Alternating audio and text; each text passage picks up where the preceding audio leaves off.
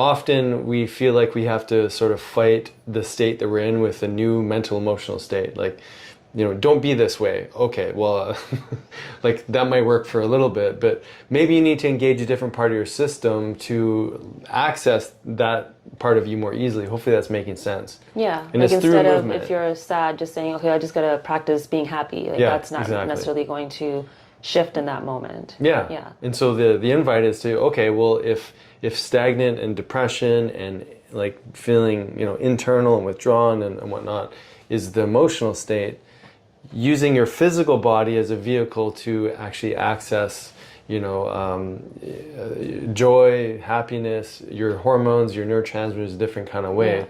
Yeah. So this is where inviting movement in. Yeah. And for some people, maybe it starts with just a walk, but Yeah. go ahead. Well, I was going to say, even when you were describing it, for those of you that aren't watching and just listening, when he was saying sadness and some of these other lower kind of vibration, I guess you can call them, emotions, your shoulders were starting to come in. Yeah. Like our posture changes when we're in a certain state. So when we start to move the body and change the posture, we're rewiring things in the brain and those neurons too, to be like, okay, when I'm feeling confident, when I'm feeling motivated, I'm probably going to sit differently. I'm probably going to sit up a little bit taller or walk a little bit differently. But when I'm feeling more internal and sad and maybe wanting to protect myself, I might be like hunching over and shoulders are coming in to protect the heart.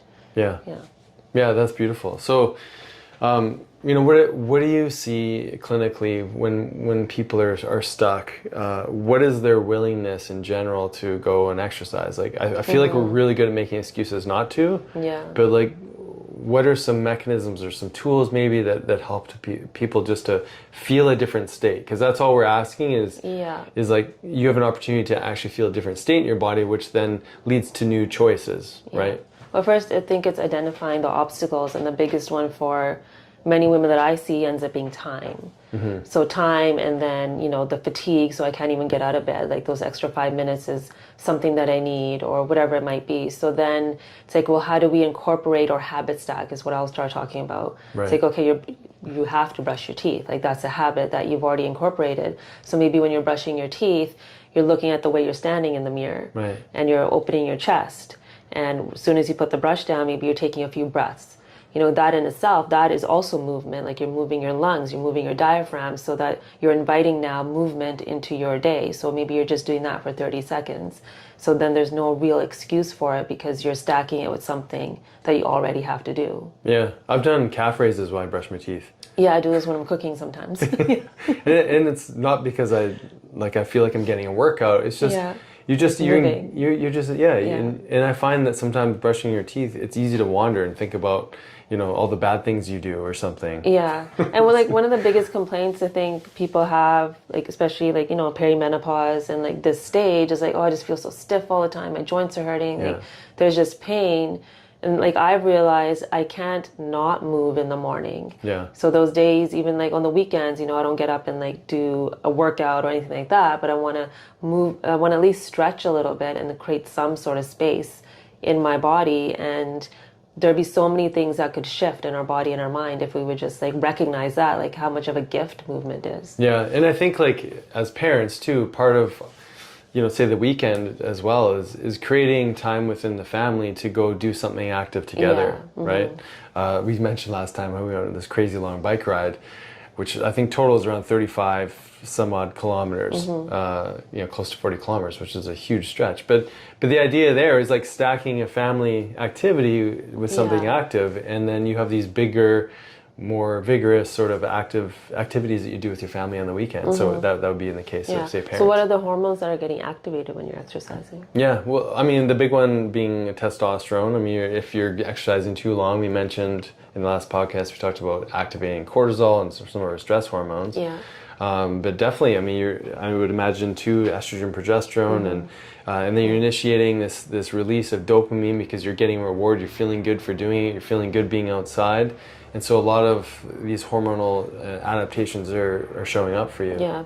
Can you maybe speak to, because we often talk about like fasting and working out and testosterone, but there's also this BDNF component too, to like neuronal and hormonal health and exercise. Yeah, so BDNF, brain drive neurotropic factor, especially in novel situations or we're pushing ourselves in unique kind of ways.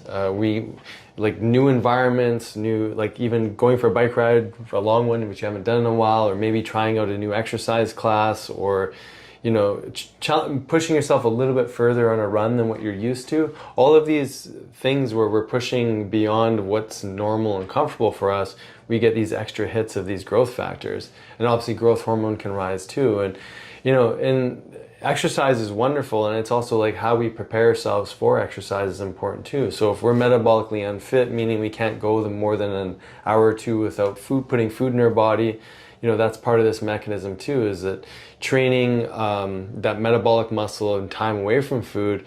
But then also, as we strengthen our muscles and we start to maybe push more weight or challenge our body in new kinds of ways, we build our capacity to store glucose in the form of glycogen in our muscle.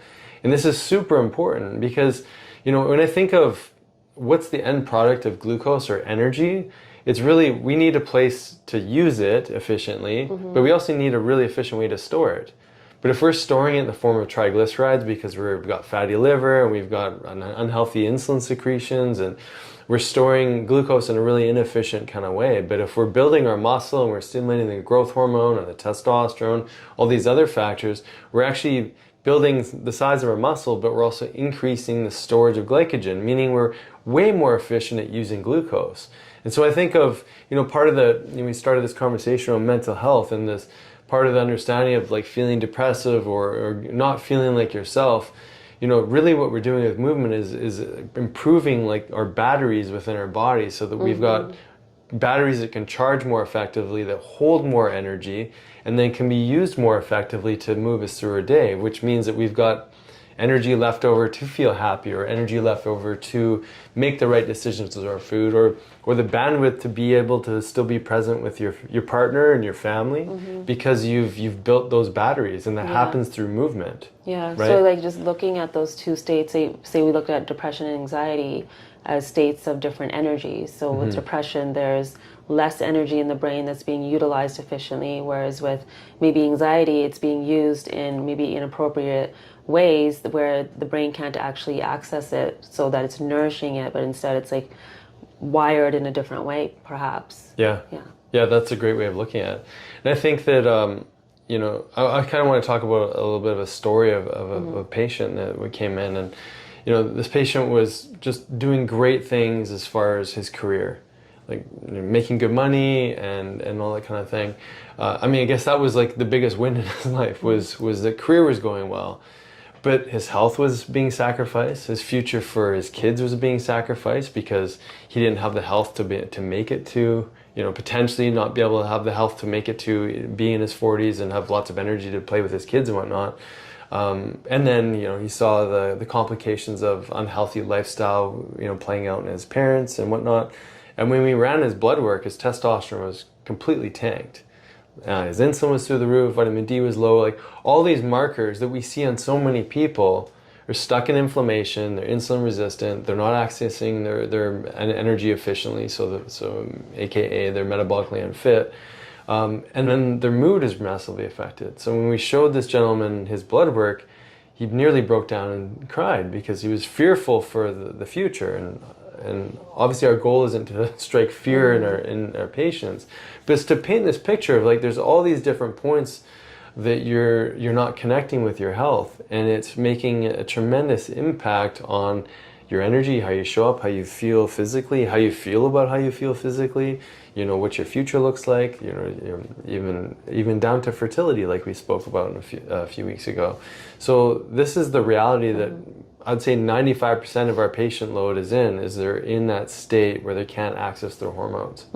Right. Yeah. So then what was his trajectory and story? Yeah. So, you know, within a few months of rewriting the story, getting back into exercise, building those battery packs, you know, so he has more efficiency to use glucose, changing the way he eats, and learning how to implement a more restricted time window for eating, not just being on the seafood diet.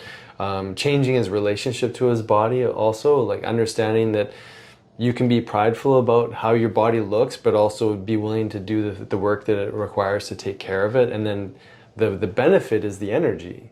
It's like when we do all these things, we feel more vibrant. And then most of his blood markers, if not all of them, I mean, all of his blood markers improved, but he got out of these massively deficient states, massive insulin resistant states, which were keeping him on this sort of roller coaster ride of not feeling in control, not feeling freedom in his body, right? And that's one of the first things I feel like we do with every person, is to help them see where they are, and then, through practice, application, learning, and experiencing, there's this whole new life that's available, right?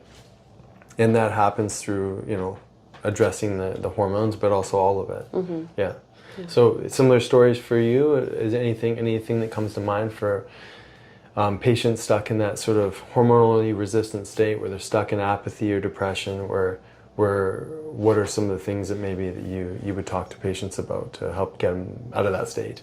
Yeah, so the first one, like I said before, would be the habit stacking. So bringing that element in, and then the deservance piece is a big one for women. So if it's like a busy mom that is also working and having to navigate the household, the meals and everything, can feel really overwhelming. Like, well, I have to stack this one more thing into my day, even though we know, like we talked about, if we have patience with it, we can get these results long term and have more energy for the kids and have more energy for the career or whatever it is that you're doing to serve your creativity. So what has to happen, it's like you have to kind of work on all the different angles. So bringing in some of that movement, bringing in realization that without you taking care of you, the whole unit will crumble. So bringing that awareness back, and then getting her feeling a little bit better. So I'll bring in some like IV therapy or nutrients that are going to start really nourishing her, so she gets glimpses of this other way of being. Because when you're stuck in that state of depression, or stuck in that state of lack of motivation, it's hard to know there could be another way. So if they can even just get like little glimpses of it throughout the day and be like, oh, okay, this actually feels really good.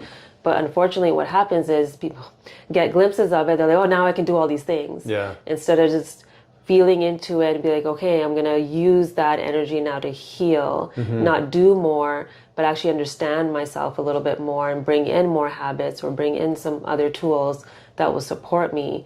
So hopefully they start doing that. And as they do start doing that, then things really start to shift more for the long term. Yeah, I love that you brought that up, because, I mean, especially even with IV therapy, there's a lot of things, hyperbaric, there's a lot of things that can change the state. Yeah, sometimes even instantly. And then it's like, okay, perfect. Now I can like pull an all-nighter. Now I can do all these things. And that's not really the goal here. Yeah. It's like we want to increase the reserves, and we want to allow testosterone to rise, because now we're still, if we start doing more again, we're still like stuck in that cortisol state. Yeah, and it's interesting, like we sort of hack that, socially, we hack that with caffeine in the morning. Great, I've got more energy, I get more done. And then we do that every day, and then we really burn ourselves out. And then, or we do it at night. I need something to help me relax. So obviously it's alcohol, so we use that and allow us to relax at night. And meanwhile, we're constantly taking energy from tomorrow to use for today. And, having an effect on that insulin load, which is going to affect the rest of our hormones. And so there's like this version of us that shows up, but not this version of ourselves that has a plethora of energy, that has reserve, that has a focus on recovery. And really that leads to more and more depletion and more of the same, right?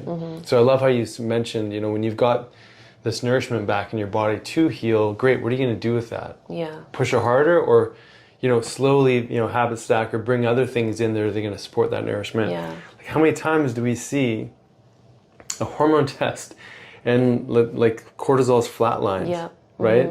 And they can't even access their stress hormones, right? Yeah. So those stages of adrenal fatigue that I think we've talked about before, it's like in the beginning you may have more energy because there's more capacity to access that cortisol and that adrenaline, and then eventually it's hard to get out of bed. Eventually it's hard to even feel motivated, because cortisol also is important in motivation, and if we don't have enough of it, we won't have that drive during the day. Yeah, so we talked about the triad of the three problematic hormones that when not, or when unmanaged, they can get out of control. So it's estrogen, insulin, and cortisol, right?